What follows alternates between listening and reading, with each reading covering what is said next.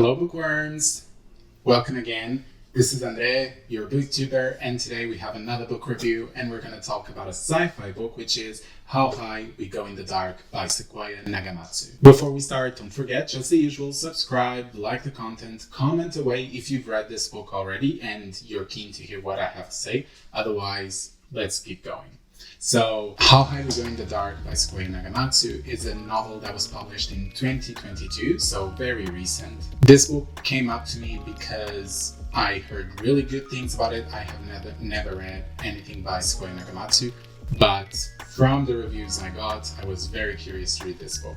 On Goodreads, it doesn't seem to be extremely famous. It has 51,000 ratings, but the score is only 3.84, which I thought was quite low for a book that I heard so many good things about it. And if you want to know more, then just wait. I'll read you the synopsis of this book, whatever says in the back of the book, or check it, whatever.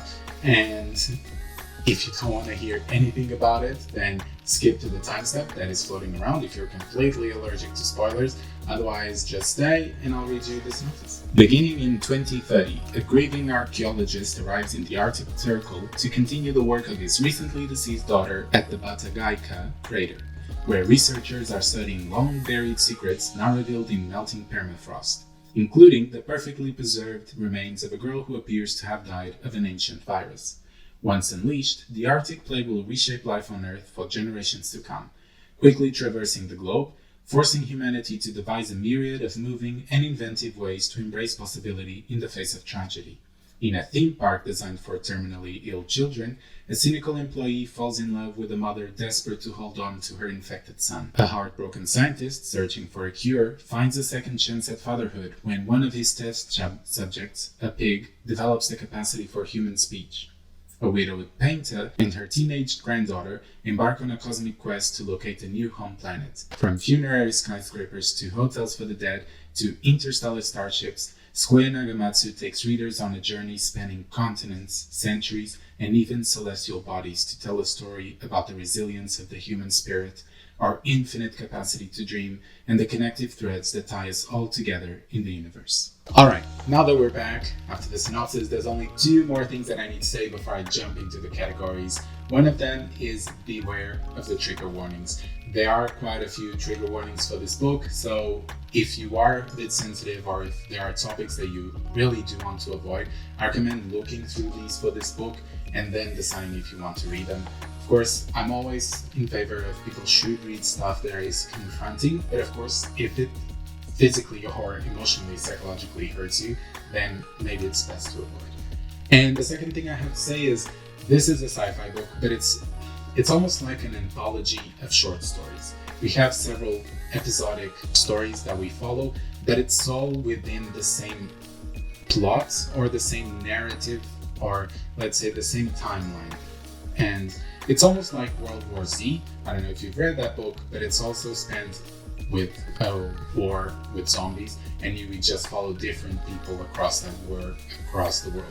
So it's similar to that, but in a sci-fi setting. So let's start with the plot of this book, which I have to say, it's not like mind-blowing, but there are parts that are so well done. It really astounded me how I could see what was going to happen, but I was still curious to see how Sequoia Nagamatsu was going to be able to just surprise me and see how the characters would deal with the plot and the twists and what would happen next. I was always curious to see the next step, and that was part because my enjoyment was elevated, but also because the plot in itself was curious. It made me curious. And let me say, even though there are parts that you could see coming from a mile away, they still hit you like a truck. It was so emotional, it was very impactful, and even though I've read this book a few weeks ago, I still think about it very frequently and think about some of these short stories. So because of this, I'm gonna give plot a 4 out of 5. It's a bit predictable, you can see where certain stories go, but it's still very well done within its predictability. Now let's delve into characters. I think this had the most highs and lows. There were characters that were brilliant, they felt really deep and fleshed out, and you could have a relationship with them either of love or hate. I think there are some characters that you're supposed to hate, but it's not an annoying hate. You can see them doing things that you would prefer they not do. But it's still amazing how Sequoia Nagamatsu was able to make me feel all this. And then, of course, there are some of the characters where you don't like as much or you don't feel as much connection with them. So there's a bit that balance. However, I think in general, the author was able to show the reader, which was me, that even in the worst people, there is still some light that can be cultivated and that can be used for greater good. And I think that resonates a bit with the title of the book, which is How High We Go in the Dark. Even in the worst situations, there might still be a bit of light within people. So because of all that, I'm going to give characters a commendable 4 out of 5. Now let's soar into world building. Again, world building with science fiction is not as much as how original it is, but more how truthful or how much sense it can make, how possible it could be when it comes to technology and the future of our planet, things like that. And I think Sequoia Nagamatsu did that brilliantly. There were technologies that I could totally see them coming. There were others that were a bit but still they were quite believable. And the scenario itself, how the plot starts, I mean, that couldn't be more believable because we just witnessed it a couple of years ago. So it wasn't as drastic as in the book, but still quite impactful. And what I liked especially was that the technologies didn't just show up and were part of the scenario, but didn't really play a role. I think each tale told how that technology was impacting humans and how humans were dealing with it and with the situations around them. So it gave a bit of the, not really like Black Mirror in the sense that technologies are bad, but more like how humans deal with technology. That sense of Black Mirror. Of course, without being as bad as Black Mirror is in terms of technology corrupting people. So I think because of that, I'm going to give world building, again, a 4 out of 5 with good parts and also some iffy technologies that I didn't like as much, or the last part of the book where I don't want to spoil because those are big spoilers, but yeah, there were some parts in the end. If you've read the book, you know what I'm talking about. But yeah, I'm not going to reveal much more. Now let's talk about writing style. This was something that I loved. I think Sequoia Nagamatsu has a brilliant writing style. It always made me feel attached to the characters. I was always feeling every emotion and it kept me reading more and more. I mean, there were situations where I had the book and I was almost crying from the situations. And again, I still think about them even weeks have passed. So I think all of that was due to Sequoia Nagamatsu's prowess in writing, because it's not only the type of writing, it's not too lyrical, it's not too poetic, it's quite simple and direct, as usually science fiction is, but it was still so well done, and the pacing was quite good. There were always those ups and downs, but that make the highs more impactful and the lows not as boring. So again, everything was planned out very good, and I definitely want to read more from Sequoia Nagamatsu just to see if this writing is as powerful in other books or not. So I think you can figure out that I'm going to give the writing style a 5 out of 5. I think the only thing that I would criticize writing style is that there were a couple of short stories that felt a bit too short, but I mean, that's not really something so critical that would make me lower the score. So it's still a 5 out of 5. And then, of course, we have enjoyment.